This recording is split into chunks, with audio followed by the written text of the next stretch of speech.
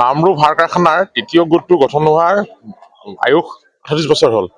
এতিয়া সেই গোটটো এটা ৰুগ্ন গোট, যোৱা টপলি মাৰি সেইটো কেলুপ চলি আছে।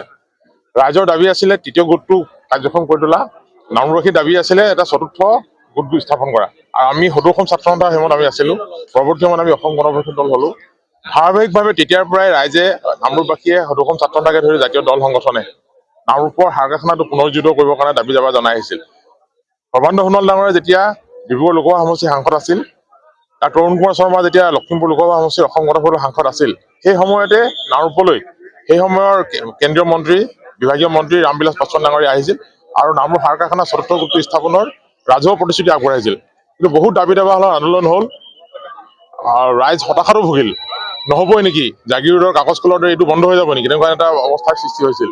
সেই সময়তে অসমৰ মাননীয় মুখ্যমন্ত্ৰী হিমন্ত বিশ্ব শৰ্মা ডাঙৰীয়াৰ দক্ষ নেতৃত্বত তেখেতৰ তৎপৰতাত নামৰূপ সাৰ কাৰখানা এতিয়া নতুন ৰূপত, নতুন চিন্তাত, নতুন ৰূপত এতিয়া আৰম্ভ হ'বলৈ আগবাঢ়িছে।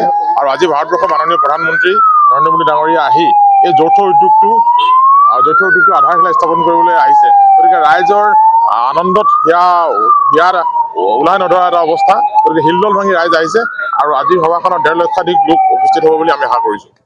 অকল মোৰ সমষ্টি বুলি নহয়, গোটেই উত্তৰ পূব অসমৰ কাৰণে গৌৰৱৰ দিন। কাৰণ ভাৰতৰ প্ৰধানমন্ত্ৰী নৰেন্দ্ৰ মোদী ডাঙৰীয়া নিজে আহি আজি ইয়াত ভূমি পূজন কৰিব। আমি আগতে দেখা পাওঁ যে 2006 চনত ৰামবিলাস পাছোৱান আহিছিলে, বিভিন্ন সময়ত প্ৰতিশ্ৰুতি দিয়া হৈছিলে। বিভিন্ন সময়ত আমি দেখা পাইছো যে অসমৰ পৰা সাৰ মন্ত্ৰীৰ সময়ত আছিলে বিজয়কুমাৰ সন্দিকৈ ডাঙৰীয়া, প্ৰায় তেখেতৰ মাজত নাই। তেখেত সাৰ মন্ত্ৰী হওঁতে খুব ৰাইজ আশাবাদী নামৰূপৰ যে আমি সাৰ মন্ত্ৰী অসমৰ পৰা পাইছো, সাৰ কাৰখানাটো হ'ব। কিন্তু দেখা গ'ল সেই সময়ত প্ৰতাৰণা হ'ল বা যি হ'ল, সাৰ কাৰখানা সম্ভৱ নহ'ল। কিন্তু আজি এতিয়া ভাৰতৰ প্ৰধানমন্ত্ৰী নিজে আহি আধাৰশিলা বা ভূমি পূজন কৰে।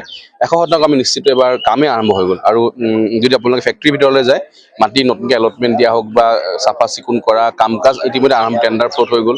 আমি 100% নিশ্চিত যে উত্তৰ পূৰ্বৰ যি বৃহৎ ইণ্ডাষ্ট্ৰী, প্ৰায় 10,000 কোটি ইনভেষ্টমেণ্ট ইয়াত হ'ব। আৰু নামৰূপ বুলি ক'লে আমি সদায় এটা সাৰ নগৰী নামৰূপ বুলি মানুহে কয়। নামৰূপৰ আগতে সাৰ নগৰী লাগি আছিলে, কিন্তু সেই সাৰ নগৰীখন চাগে ক'ৰবাত ন ক'ৰবাত নাইকিয়া হৈ গ'ল, অলপ শংকা হৈ আছিলে। কিন্তু আজি প্ৰধানমন্ত্ৰীৰ নিজৰ পদাৰ্পণে এইটো আজি এটা স্বীকৃতি দিলে যে আমি সাৰ নগৰী নামৰূপ হৈ থাকিব। আৰু আমি খুব জলদি চেষ্টা কৰিম যাতে তেখেতৰ হাতৰ পৰা আমি উন্মোচনো কৰিব পাৰোঁ। আৰু নাহৰকটীয়াৰ বিধায়ক হিচাপে খুব ভাল লাগিছে আৰু গৌৰৱ অনুভৱ কৰিছোঁ। চাওক, বিশেষকৈ উজনি অসমৰ যি সপোন, অসমবাসীৰ যি সপোন আজি বাস্তৱ হ'বলৈ গৈ আছে। এই নামৰূপ সাৰ কাৰখানাৰ বহল ভিত্তিত উৎপাদন কৰিবলৈ আমাৰ অসমবাসীৰ বা ডিব্ৰুগড়বাসীৰ বহুত দিনৰ পৰা সপোন আছিলে। আজি বাস্তৱ ৰূপ দিবলৈ মাননীয় প্ৰধানমন্ত্ৰী ডাঙৰীয়া গৈ আছে। আৰু ইয়াত আমি সঁচাকৈ কৃতজ্ঞতা স্বীকাৰ কৰিব লাগিব মাননীয় মুখ্যমন্ত্ৰী ডক্টৰ হিমন্ত বিশ্ব শৰ্মা ডাঙৰীয়াক। তেখেতৰ বহল প্ৰচেষ্টাত, তেখেতৰ উদাৰমন প্ৰচেষ্টাত আজি ইমান এটা কৃতকাৰ্য ফলপ্ৰসূ কাৰ্যসূচী হ'বলৈ গৈ আছে। আৰু আমি সঁচাকৈ মাননীয় প্ৰধানমন্ত্ৰী নৰেন্দ্ৰ মোদী ডাঙৰীয়াক আমি ধন্যবাদ আৰু কৃতজ্ঞতা স্বীকাৰ কৰিছোঁ।